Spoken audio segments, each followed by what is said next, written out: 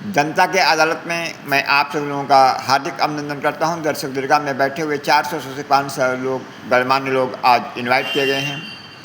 आपके सामने hot seat पर बैठे हुए हैं मुंबई के जाने माने एस्ट्रोलॉजर विद्याचार्य पंडित प्रदीप शर्मा जी। पंडित प्रदीप शर्मा जी का मैं जनता की अदालत में जोरदार तालियों से स्वागत करता हूं।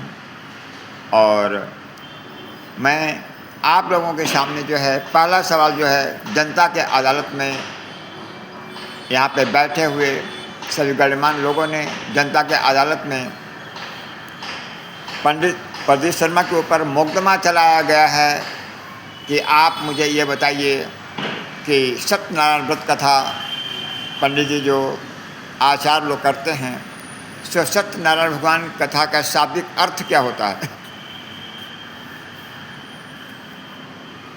भगवान सत्यनारायण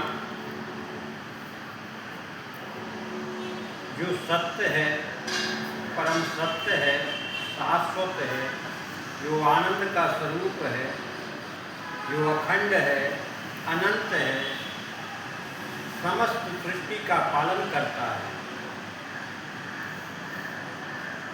उसे हम सत्य नारायण कहते हैं। सत्यनारायण ही साक्षात विराट पुरुष नारायण है, वही श्री राम है, वही श्री कृष्ण है। वही जब पृथ्वी पर अधर्म का बाहुल्य बढ़ता है तब अनेकानेक अवतार धारण करते हैं। दूसरा सवाल है जनता की अदालत में पंडित जी लोगों ने पूछा है कि आप मुझे ये बताइए कि सत्यनारायण भगवान की कथा सर्वप्रथम किसने किसको सुनाया था? आपने अति उत्तम प्रश्न किया।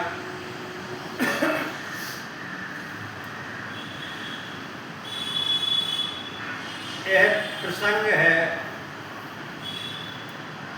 सौनकादि 88,000 ऋषियों ने नैमिषारण्य नाम के तीर्थ में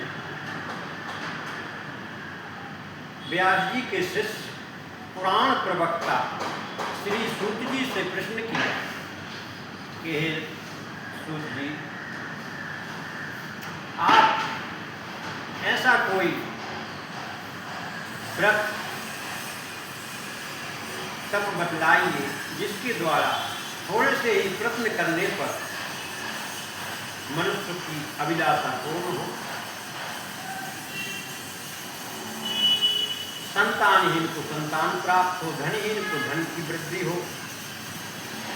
इस प्रकार से 88,000 ऋषियों ने पुराण प्रवक्ता श्री सूत जी से प्रश्न किया और सूत जी ने यह सब कथा 88,000 ऋषियों को नैमिषारण्य तीर्थ में सुनाया कि एक समय योगी राज नारद जी परोपकार की भावना रखते हुए अनेक लोकों में भ्रमण करते हुए मृत्यु लोक में आए।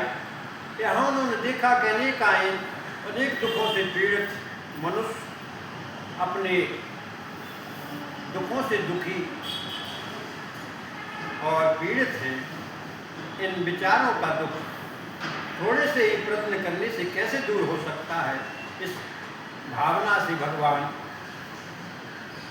नारायण के लोक को योगी राज नारद जी गए। वहाँ शंख चक्र पद्म से युक्त भगवान नारायण के दर्शन किए, उनको उनकी स्तुति की, प्रणाम किया कि हे प्रभु,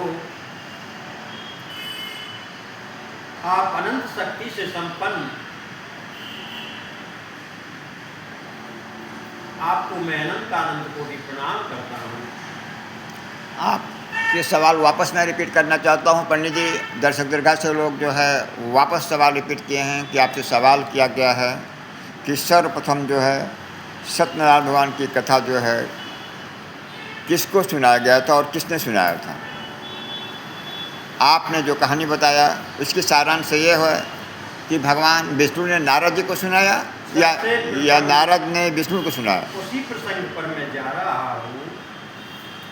जब विष्णु लोक में भगवान नारायण के धाम में नारद जी गए और उन्होंने अनेकानेक दुखों से पीड़ित मनुष्यों को मृत्यु लोक में देखा तो भगवान नारायण से प्रश्न किया कि हे प्रभु, ऐसा कोई सूक्ष्म उपाय बताइए जिससे थोड़े से ही प्रश्न करने पर इस कलिकाल में वैसे भी पाप युक्त कर्म में लिप्त मनुष्य अनेक दुखों से पीड़ित है।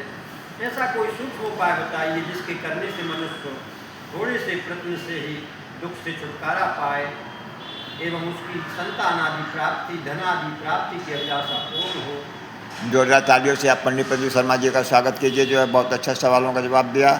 पंडित प्रदीप शर्मा जी ने वापस बताया कि भगवान विष्णु ने नारद मुनि को सत्यनारायण व्रत का कथा का महत्व बताया था, जिसके अनुसार सत्य ही ईश्वर है और इसका पालन करने से कलिकाल में सभी सुखों की प्राप्ति होती है। यही कहना चाह रहे हैं।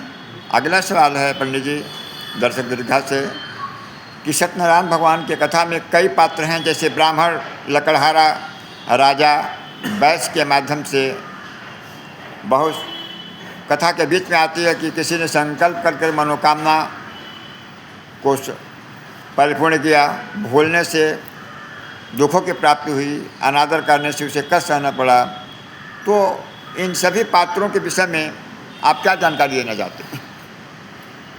जैसे ब्राह्मण, सत्यनारायण भगवान की कथा में एक ब्राह्मण का जो है संवाद आता है, तो ब्राह्मण का क्या रोल था सत्यनारायण भगवान की कथा में? सत्यनारायण की, भगवान नारायण श्री सत्यनारायण की जो कथा है उसमें 5 अध्याय हैं। प्रथम अध्याय में शौनकादि 88 अध्याय ऋषि सूत जी से प्रश्न करते हैं और योगी राज नारद जी भगवान नारायण से प्रश्न करते हैं। भगवान नारायण योगी राज नारद जी को कथा सुनाते हैं। प्रथम अध्याय में, दूसरे अध्याय में एक